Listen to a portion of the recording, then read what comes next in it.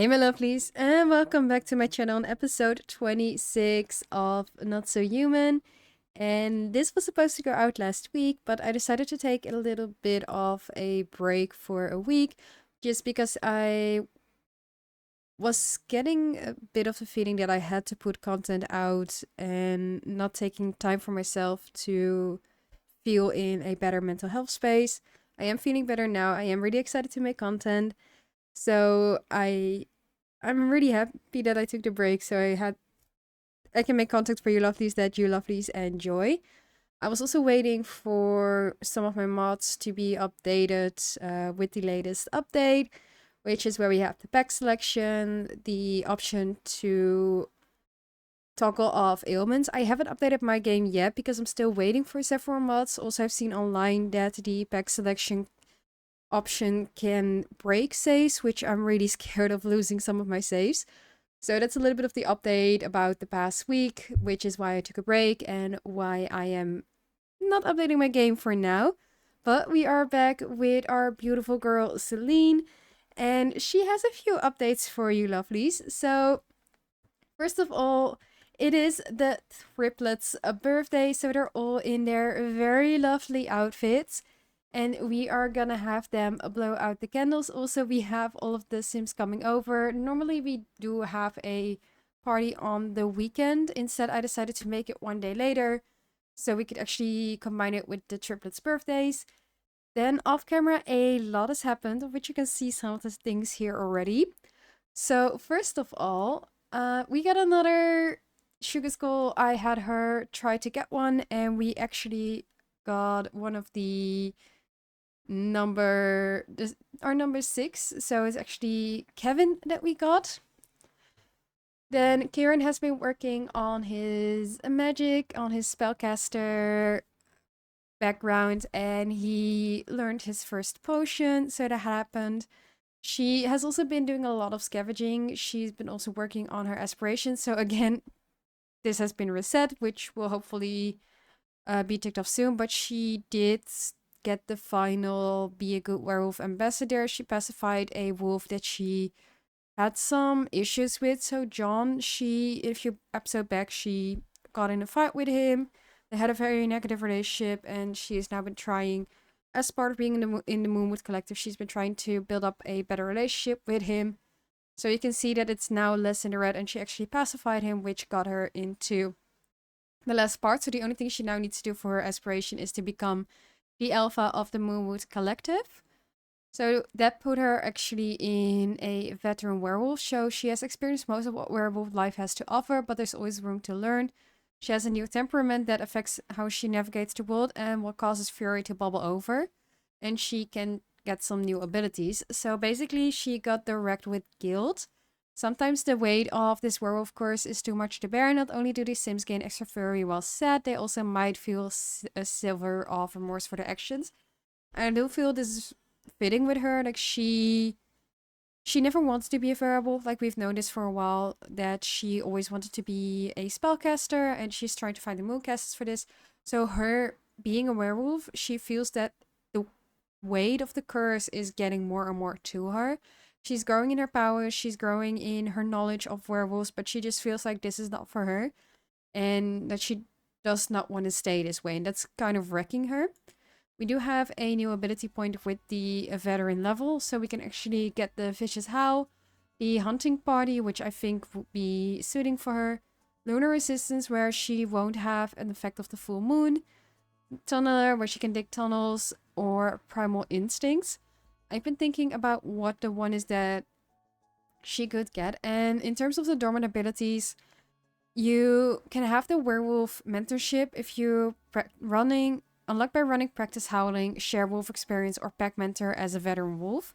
So I was kind of thinking, do we have a pack howl that can use this, or that can get us like this? So that was something that I was thinking, like maybe we should unlock this, but I actually think that I'm going to do, let's see, personal grooming, no. I'm debating between Hunting Party and Pack Howl. I don't think Lunar is resistance. I think Bulls don't have the Lunar existence. I feel like this is something also thinking natural healing, but this is if she would get into a fight with other werewolves. So I'm going to go for the hunting party so her and Fenris can hunt together. So that's the one that I want to go for. She also found a bunch of stuff, and I mean a bunch of stuff, while exploring in Moonwood Mill, which I was doing off camera to get closer to the finishing the collection for Moonwood Mill. And I bought this. So I found out online that you can actually buy this to showcase all of the things that you find. So we have 2 more spots left, 3 actually if you count the little spot over here, of which we now have the Mooncaster pot shard learning, and we have the tamed cow plant jawbone, and we're only missing one, which is one of the wolf figurines, Brutus. So we are going to take this off very soon, but we also got a magazine.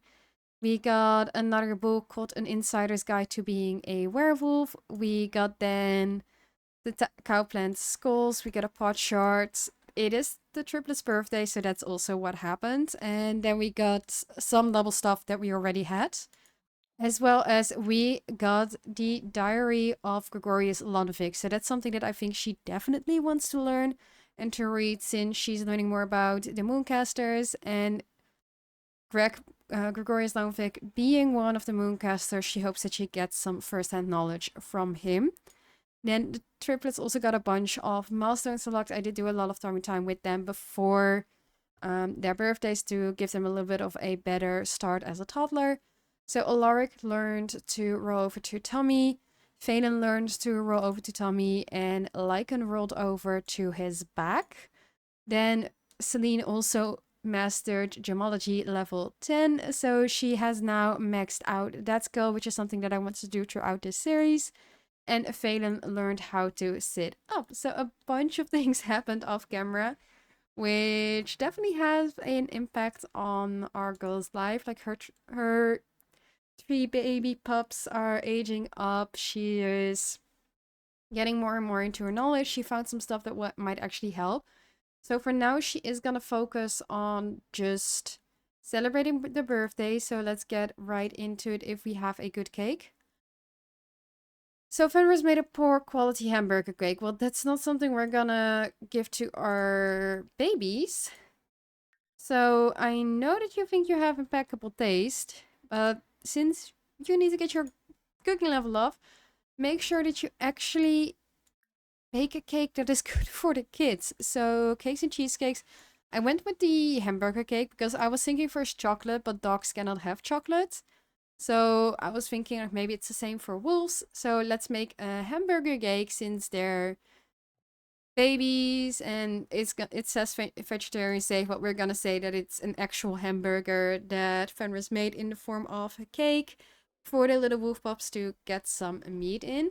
He also did take a vacation day just so he has the day off to spend with his little babies. And then what are you doing? You are chatting to your dad, which of course we can do. We can also chat with Tala. Maybe we should introduce her to Phelan and Lycan so she actually knows all of the triplets and all of her nieces and nephews. And in the meantime, Karen, I see this is very dirty. Can you scrubberoo this? So we're just gonna have a little fun party. And then in this episode, I also want Selene to finish reading all 3 books. So A History of Moonwolf Mill, which we got in the last episode, and then the 2 books that I got off camera, which are An Insider's Guide to Being Werewolf and The Diary of Gregorius Landvik. And what I'm actually gonna try to see is if I place this down, can I? No. I was wondering if I can do a lunar epiphany, but maybe she will get those when just reading the books. She's going over with little Phelan to see if we can meet Auntie Tala. There we go. Let's take a cute picture with Auntie Tala. Meeting Auntie Tala. So, Phelan, what do you think? I also noticed something else, actually. So, there's a lot of updates. A lot of her friends died. So, Elle, she's a ghost. Where else? Gatorade and Temperance, we already know that are ghosts. Who else? Wayden was a ghost. Simeon is a ghost. He is now a ghost. And then we have Lane, Elle's husband, who also is a ghost. So we have 3 ghosts who we are able to see, who all the kids are able to see, but who are not going to be visible from everybody else's point of view, since they are not Grimborn and do not or cannot see ghosts. And even if we see them interacting, we're gonna say that it's not happening. But you are cooking, so please make sure that we can age the infants up as soon as possible, because I know that they're gonna age up soon, and I rather have them blow out the candles instead of just aging up automatically. So I'll just wait for this cake to be finished and see if we can also introduce... you're putting Phelan down. Can we also introduce Lycan to his aunt? And are you kidding me, Fenris? So we have another poor quality cake. And now he's also... He's also started a fire. Fenris, we needed you to be good at this. Like, we know that you're able to cook. Is the Grim Reaper just... The Grim Reaper is just taking a juice. Selene, stop critting your daughter and just... Please, put out the fire. Fenris, where are you? Put down Alaric. Just go, your adopted stepson or something. I don't know what to call him. Just extinguish the fire. There we go. So that's going to be all of our money. I guess the cake is not amazing. Please. She did also... Oh, she also got a skill. She already had in the zone, so she can enter moments of focus where she won't have to worry about her modus. But she also received final touch, which allows her to create increase the quality of objects with just 1 touch. Unfortunately, it doesn't work on this, but we're just gonna get this done. Like, I'm not waiting for another cake. We are gonna add birthday candles, and she is going to not check infant. You are going to age up the first kid, so help blow out candles. Alaric. So the first kid can age up, and we can age up everybody else. Well, I do like that big brother, Kieran is like trying to take the kids outside to make sure that they're brought to safety. I do find that's very cute that he's just taking them to safety, being a nice big brother. And apparently Tala was also doing that. So can we please, Tala, give us her son so we can... I'm gonna quickly bump up her needs because I really want to, but can we, Tala, take our son from you so we can age him up, and we can practice sitting with him. Stop being held by Tala, please. No, just put her down. Okay, this is not going to be the greatest birthday, but hopefully we can age these kids up soon, because I do want to age them up in order, which means Alaric, then Phelan, then Lycan. So please let us age up our child. Okay, she has Alaric. They are gonna blow out the candles together. I am gonna turn off headline effects so we can actually take some nice pictures, as we have done in the past as well with... I want to say Rowan, with Kieran. Wolfgang is taking our food. Apparently they are too hungry waiting for the cake. Is he going to spit? Yes, he is. But it's not the greatest cake, but at least we're ready to age up the kids. So he's gonna be aging up first, and then we are gonna re-add the birthday candles. He was a sensitive little infant. He is going to be... I don't think as a sensitive infant he would be a charmer and angelic. I think he'd be fussy and angelic, actually. I think that maybe one more time. No, fussy and angelic, I think that's suiting. So fussy and angelic, those are going to be his traits. He aged up with glasses. Okay. I guess we have a kid with glasses. We are gonna add more birthday candles, so nobody take that cake or I will kill everybody in this house with my werewolf powers. I'm also going to delete some of the disgusting objects in the bag for the pictures. Since everybody's taking glasses from my fridge and we did not allow it. Okay, add more birthday candles. Oh, he's getting a hug from Wolfgang. That is pretty sweet. No, don't react to the ghost presents. You're used to seeing ghost presents. Where are you going? No. Please just add more birthday candles and please just age up Valen while we're still on the same day, so everybody ages up in the same day. Okay, more. Help out blow candles. Valen. So Valen is gonna go next. Good that you liked our necklace. That's very great, but please help blow out candles. Valen. Valen, wake up. Blow out your candles. Thank you very much. Please, don't let this be any more chaotic than it already is. Please, please, please, game. Okay, there we go. It's Valen's birthday. She is blowing out the candles as well, also with the little spit. And that means she's going to do a little bit of aging up too. So we have her as a toddler, and she was wiggly, so I do think she will be a little bit energized. Everybody is angelic and a charmer. No. Don't think fuzzy and inquisitive. Independent and angelic. Actually, she got angelic a lot, but I think being wiggly, she will be silly. So we're just gonna give her silly as I want to do something different. She is now a little baby toddler as well. And then add one more time the birthday candles before you're unable to do anything because of the full moon.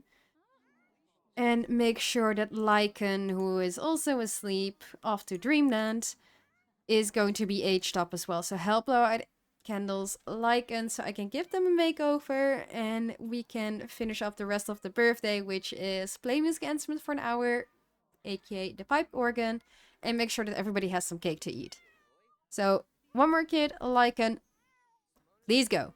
And there we go, our final kid is blowing out his birthday candles. Seriously, this is one of the most chaotic birthday parties I've had in a while. And I think I've been saying that for the past few birthday parties as well. He actually... Oh no, he did get the unhappy infant, similar like his older brother.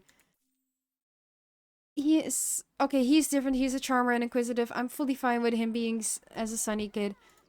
I am going to take these babies into Create a Sim and just give them a little bit of a makeover.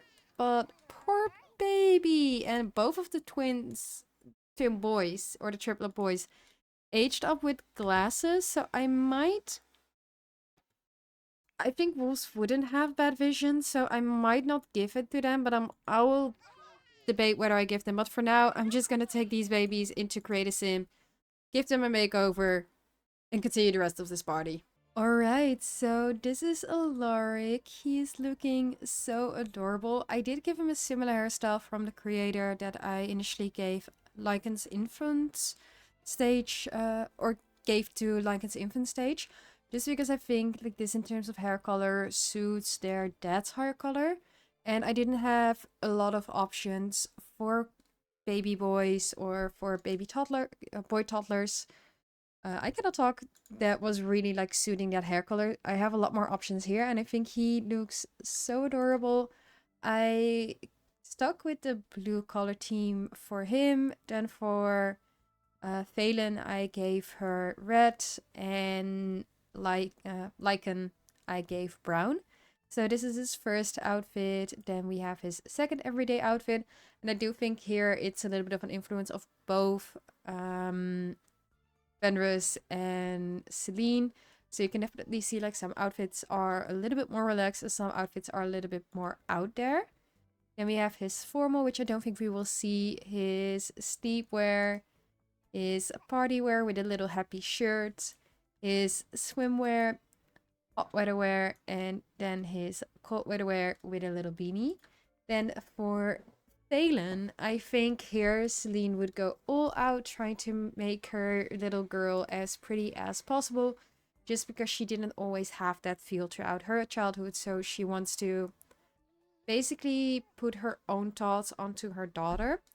So this is her first everyday outfit. Her second everyday outfit, you see a lot of like girly looks, a lot of dresses, a lot of cutesiness. For her formal, she even has a bow in her hair, so you can definitely see that Selene is putting some thought behind the outfits. Then sleepwear, party wear, again a little dress, swimwear, hot weather wear, another dress, and then a cold weather wear, we have a skirt with a beanie. And then for the final triplet, we have a Lycan. So he's wearing the same outfits or similar outfits to his brother, but in his color scheme. So we have this outfit first, then this outfit second. So it's the opposite for Alaric. Then we have this as his formal outfit. So you can see that they're the boy part of the triplets, but they do have their own personality. So his sleepwear, his party wear, his swimwear, which I love for both the boys. These little like things that help them float. I couldn't put it on Phelan due to her eyelashes. Otherwise, I definitely would have put it on there. Then hot weather with the little butterflies, which I think Selene would have loved. Or loves. And then this little outfit with also a beanie. And if you check like really closely, so this is Lycan. And then if I go to Alaric, you can see that they are brothers, that they're triplets, but you can also see typically they should be maternal twins, I believe, and then Phelan is fraternal to these two. But I think looking at their genetics that they will not look up they will not look like identical twins as part of like the trips. I think they will look different, which is interesting to see because if you are looking into real life, they would have been identical twins since they would come from the same egg. And Phelan would have come from a different egg because you don't get a boy and a girl from the same egg. You will always get like the same genders from the same egg. And then if it's different genders, it's two different eggs. At least that's what I've been taught and that is what I remember. So if it's incorrect, please correct me in the comments down below. So they would end up being identical, whereas she can look completely different from the two of them, which you do see. But I think even with the same skin details on, they still look different, which is interesting to me. So I'm really excited to see how they will age up into kids and young adults sometime in the future. If they will actually look very similar, if they will look similar, or if they actually look very different to each other. But let's take these little babies, these little adorable cuties, which I think they look really cute. Let's take them into real life and give them some cake before we give them some beds. And the kids are all grabbing their poor hamburger cake. They're all so tired, but I did put down a few things in their bedroom just so they have like some toddler beds to sleep in a diner team. Then I also played some toys. And for Vane and I did with the moon and stars, just because I think it suits her a little bit better than dinosaurs. Selene, she's currently playing the pipe organ, just because we need to play 1 hour musical instruments for an hour, so she's gonna do that. Lycan, are you eating some cake? No, you can grab some cake too, baby. And then Kieran, you're also hungry, so why don't you take a piece as well? They are all so tired. Okay, she has had her cake, which means that she doesn't like her dad's cake, which is understandable. So instead, her dad is going to, let's see, can I place it? I think I need a better placement for this one, actually.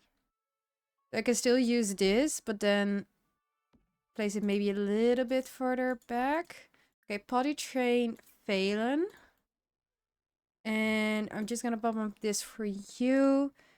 And then we are going to put toddler to bed Phelan. Okay, Lycan has a good appetite. That's good to know. You are not grabbing cake. Please take a piece.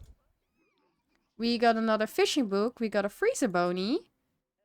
We got a gourmet cooking, and apparently a lot of people are already leaving. Selene has transformed. She's on a rampage. So actually, there is one thing we can do now that we have toddlers. And that is actually go to one of the toddlers. Or not. No, actually, I think we need to do it from a toddler's perspective. From a toddler, you need to go to the werewolf and then hug Fluffy Puppy. And he's gonna come over. Oh, these two, like, you can definitely see these two look similar, but they're definitely not identical. Can you go over to your mom and please hug the Fluffy Puppy? I know you're tired, baby, but please do. And you're also a little bit feverish. But your dad is going to make everything fine. He's helping your sister now. And then he will put Alaric to bed. Going to just put them to bed for now. And put Leica to bed. But first, I just really want to see this animation. So he's... Hug Fluffy Puppy. Please. He's running over. We have some eerie hands. But he's coming over to his mom, who is currently rampaging, and hugging a baby should actually soothe down the rampage, and this should actually, like, calm her fury down. Okay, she is not feeling great. It's not helping. Maybe it's not this interaction. Maybe it's a different interaction. But of course, she can try to regain control. She can pacify herself, which is a good thing. She's also not feeling great. Like, she has a lot of negative emotions. But she's back. She's back. She's gonna remove the eerie hands. And in the meantime, Ferris is just gonna take care of everything. And we're gonna finish this party because it's been a mess. So she's just gonna play a song for everybody. It's going to be Dark Twilight, because why not? But I think we can call this party definitely a mess. Kieran has already gone to bed. He's taking a nap. Why don't you just... Jacob is in our shower. I guess... You can use your mom's bedroom instead, or bathroom instead. And then peace, sleep. How long are you taking this body training for? Apparently longer than I thought. She's gonna throw a tantrum, no, because your dad is gonna put you to bed. Put toddler to sleep, Phelan, and I think she's just quickly going to put Alaric to sleep, and I was saying like he could do Lycan, but I think he needs to sleep too. So I guess we'll see Lovelies in the morning when she's gonna start reading all the books and we're gonna find out all the things that we haven't found out so far from the lunar 50s for these two items and the books. Selene is on her way to the Moonwood Collective Hangout because she wants answers. She has been reading for almost 2 days straight, non-stop, about the diary of Greg, as well as a history of Moonwood Mill, and she has been learning several things. First of all, before the mill was established, the area was simply known as Moonwood. The name was coined by locals who believed the surrounding forest was imbued with lunar energy. An extensive tunnel network runs below Moonwood Mill. We've been there several times. There are various entrance points around town, though even the locals find it difficult to navigate. Many speculate these tunnels were originally created during a regional time of strife, though records of such an event are lost to time. Perhaps the dark tunnels themselves might contain clues? Glowing magical moon glyphs along the edge of this space detail a 100-year conflict called Operation Internal Flame. Beset by their own thirst and an innate distrust, the first vampires hunted spellcasters, raiding their small communities to drink their magical plasma. This was how vampires first developed a small degree of magic within themselves. It eventually led to being capable of turning Sims into what they themselves now were. Then she also has read Those who have explored the tunnels beneath Moonwood Mill whisper of a magical chamber that depicts the town's secret past. Or what awaits those who sing the moon's song? Many have tried to find such a place and returned disappointed. Then she also read, for years Moonwood Mill was known as the lumberjack capital of the world. It played host to the world's largest annual lumberjack competition. Prizes were awarded for most played third, beer density, syrup chugging, and shouting timber loudly. So those are the things that she's learned from a history of Moonwood Mill. She feels that there is more to it, but one thing that has been nagging on her mind is the name of the creator, Maria Volkov.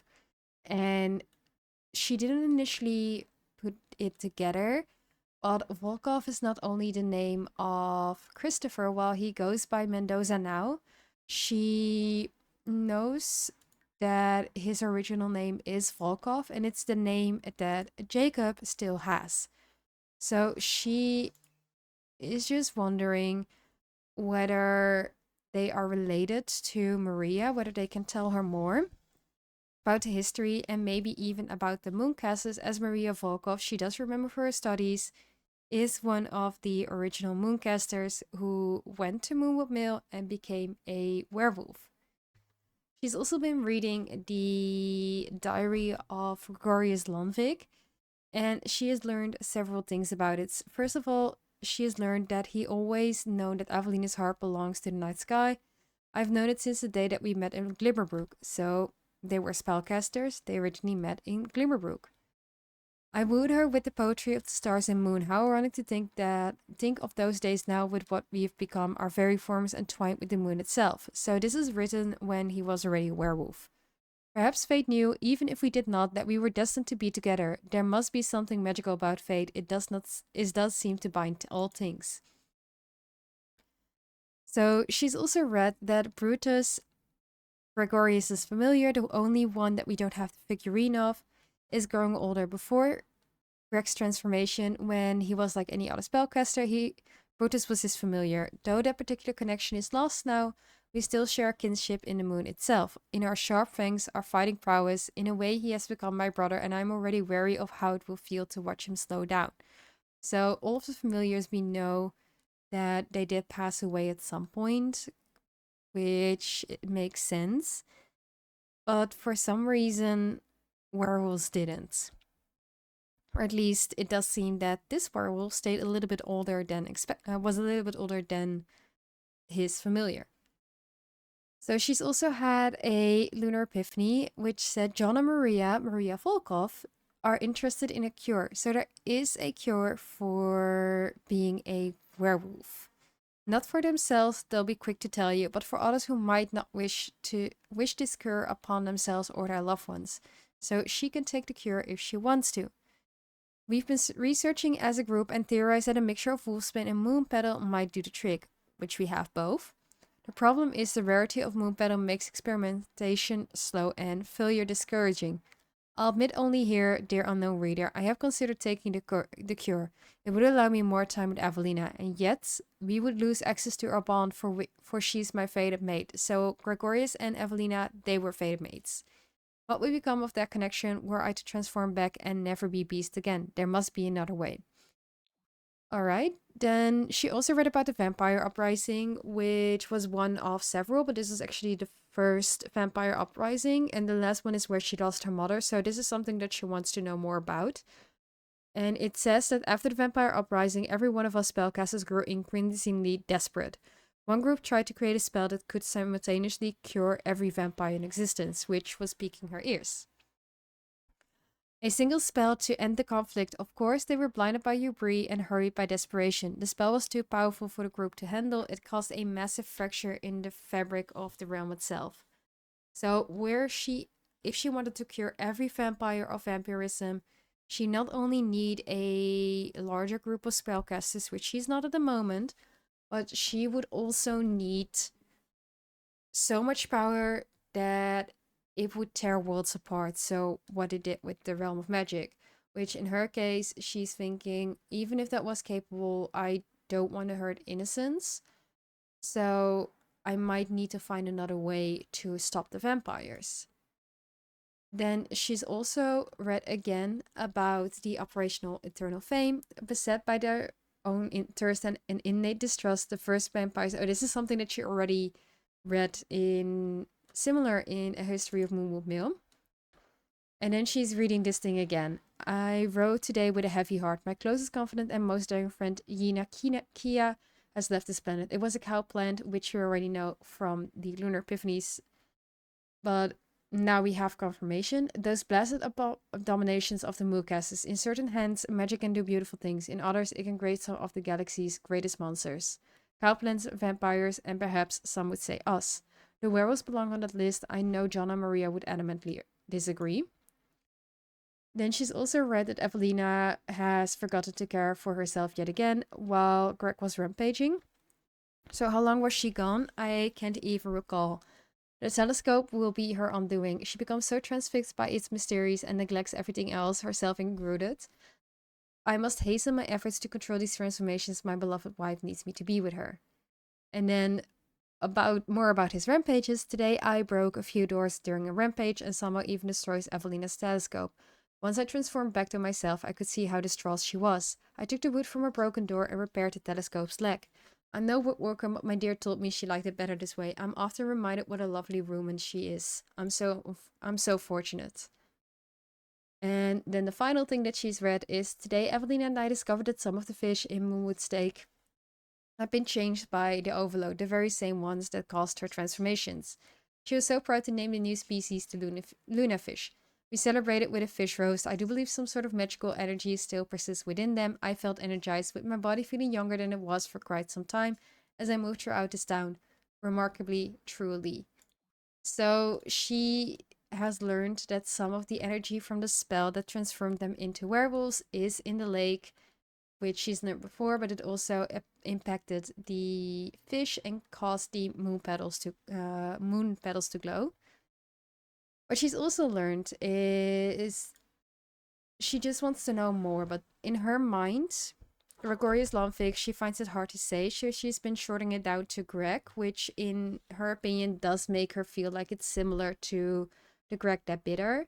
But that's something that she wants to ask from Christopher, whether they are related, whether Greg might be a descendant of the original Gregorius Lomvik. And she also wants to know whether he is a descendant of Maria Volkov and whether he can actually tell her something. She knows he has told her before that there's not much that he can tell her, that there's not much that he knows. But she just wants to see if there's anything more. So she is gonna come over to the pack hangout and she is gonna look for Christopher. We are gonna see if he's actually there or not. And give me one quick second because my cat is trying to eat my screen. Okay, I'm back. It is close to my cat's dinner time, so my girl cat, she was trying to show me that she wanted food by getting on my desk and trying to eat my screen. So I just put her down, and after I finish this voiceover, I will quickly give her some food. But she's running over to the pack right now, and she's just gonna ask Christopher the questions that she has on her mind after reading these books. And my cat is back. But there are two things that she wants to know, and basically those things are: is Greg a descendant of the original Gregorius Lomvik, and what is your relationship to Maria Volkov? Or three things actually. Those two things: what's your relationship to Maria Volkov, and what do you know about the Mooncasters, and don't lie to me. So she's gonna try to find out that information. She's gonna head over to the pack. She's gonna find Christopher, and I am going to, let's see, can I call Christopher? She's gonna call Christopher over, and she's gonna try to get as much information of him as possible. So I will end the voice over here as I want to make a machinima scene out of this. So I hope you lovelies like this episode so far. If you do, click the little like button down below. It's been a lot of talking, it's been a lot of chaos, but I hope you lovelies like where the lore is going, where the story is going. So let me know in the comments right now what you think of what Christopher has to say. Will he share anything with her? Does he know anything? Let me know in the comments down below. And after the machinima, let me know what you think of the story. So without any more information, Stay for the machinima, and if you're not subscribed yet and don't want to miss out on either a wholesome organic video, make sure you click the little subscribe button down below as well. And I'll see you lovelies in the next one.